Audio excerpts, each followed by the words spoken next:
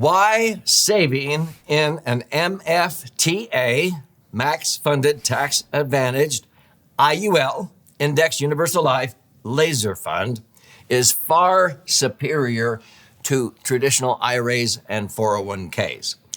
In this episode, I'm going to do a deep dive into why a properly structured max-funded IUL, my favorite financial vehicle, especially for long-term goals such as retirement, is far superior to putting the same amount of money into traditional IRAs or 401ks and deferring or postponing, procrastinating paying tax, and then withdraw your money when most Americans believe that taxes will be higher in the future.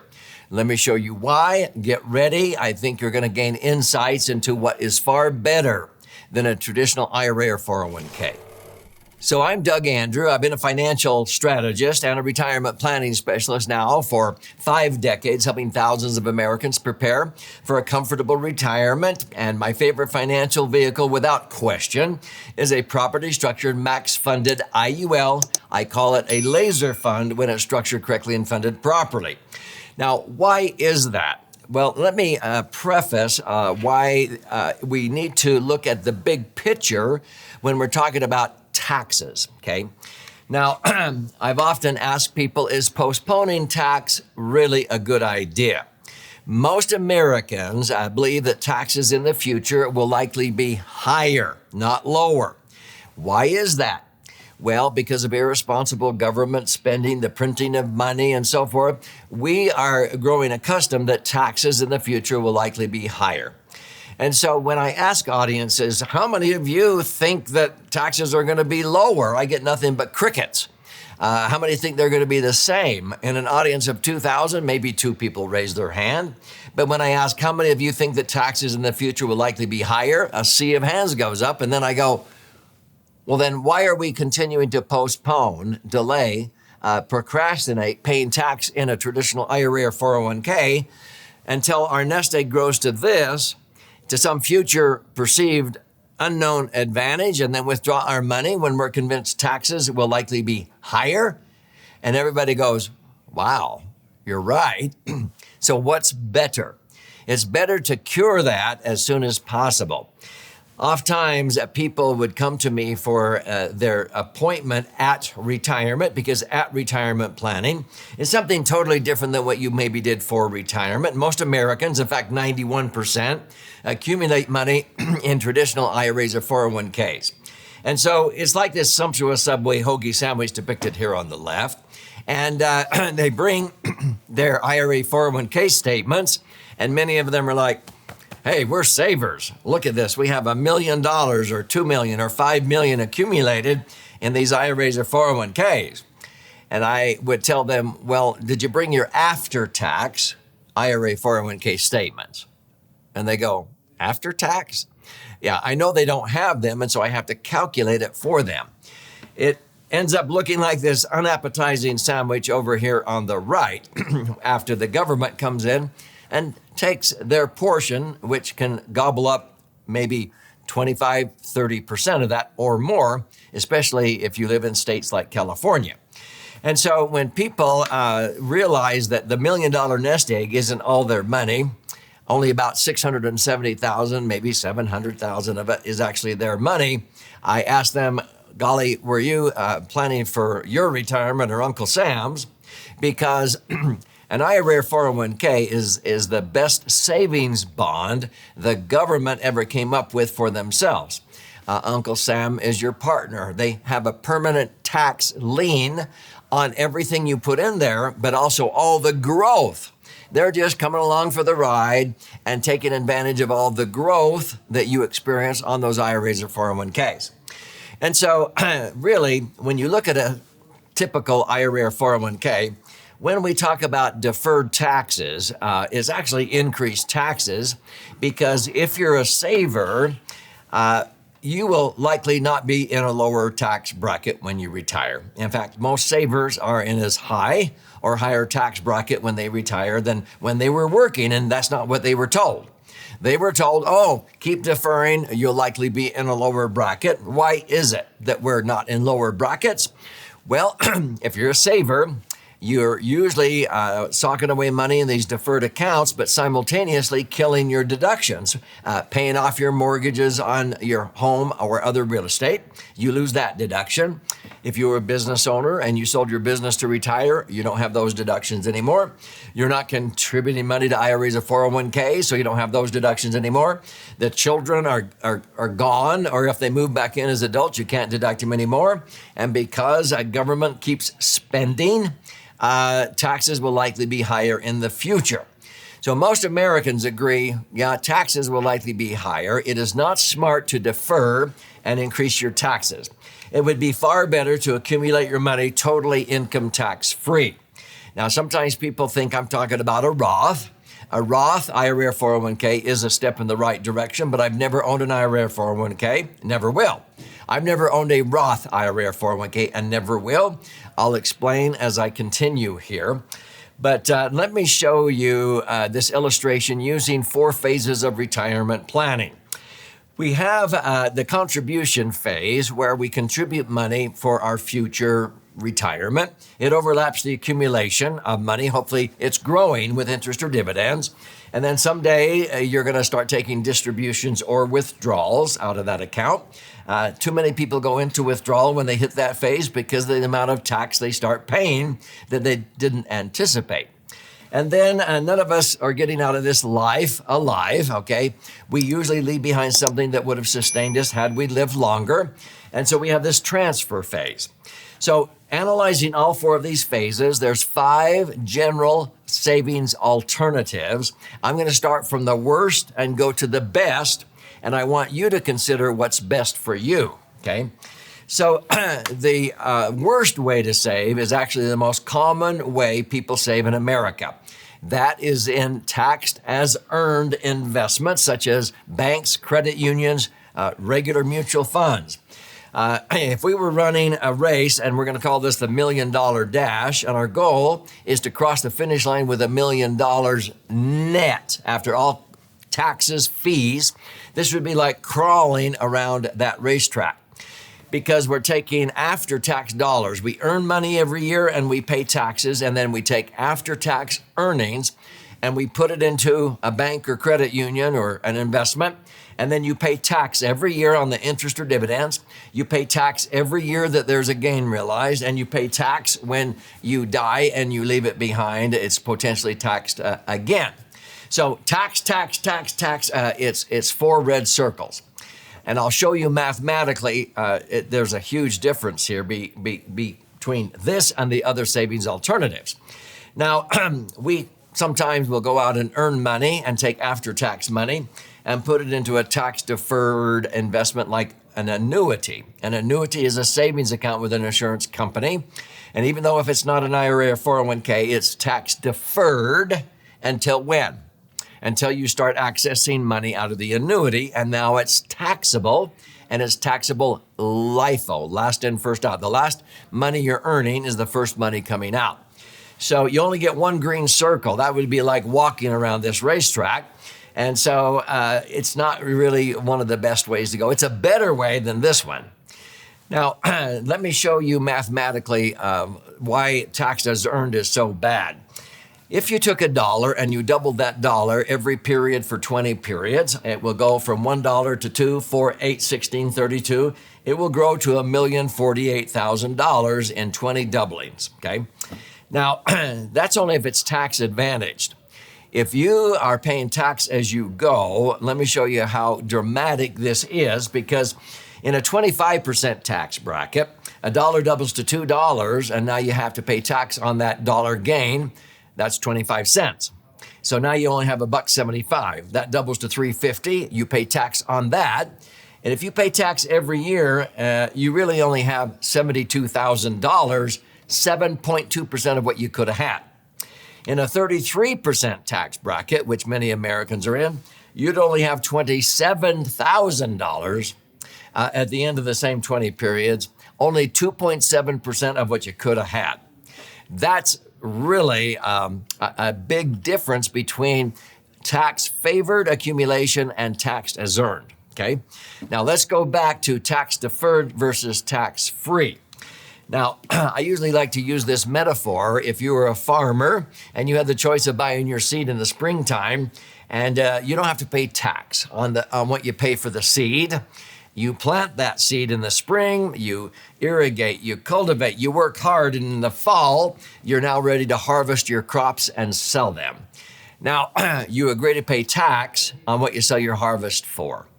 That's a traditional IRA or 401k. You get a tax break on the seed money, the money you put into an IRA or 401k, but you agree to pay tax during your golden years when you go to harvest your money. If you think that your tax bracket will be lower, that might be wise. But most Americans, when I ask them, how many of you think that taxes in the future will likely be higher? I get a sea of hands. When I ask how many think they're going to be lower, I get nothing but crickets. If you think that taxes will likely be higher in the future, it would be far better to just pay tax on the price of the seed and enjoy the harvest without tax. Now, you may say, oh, he's talking about a Roth. Well, a Roth is a step in the right direction. It accumulates your money tax-free. You can access the money tax-free. You fund it with after-tax dollars. But I've never owned a Roth because my favorite vehicle, a max-funded tax-advantaged insurance contract, has those two benefits of a Roth, meaning your money accumulates tax-free, you can access the money tax-free, plus 4 additional benefits that Roths will never have.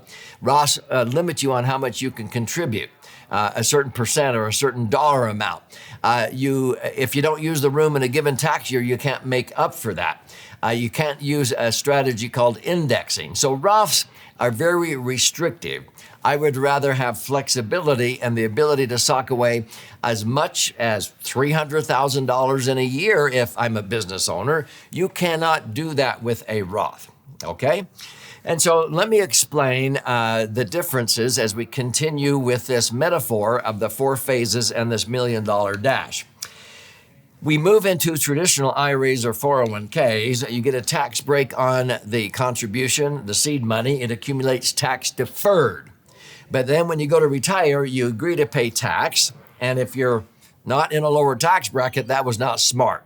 Most Americans are not in lower tax brackets if they are savers. And then you can potentially trigger tax as you leave it to spouse or non-spousal heirs. They must pay tax sooner or later on federal law, okay? And so that's like jogging around this racetrack, but the wind at the back is at the beginning of the race during the contribution phase. I'd rather have the wind at the back at the end of the race.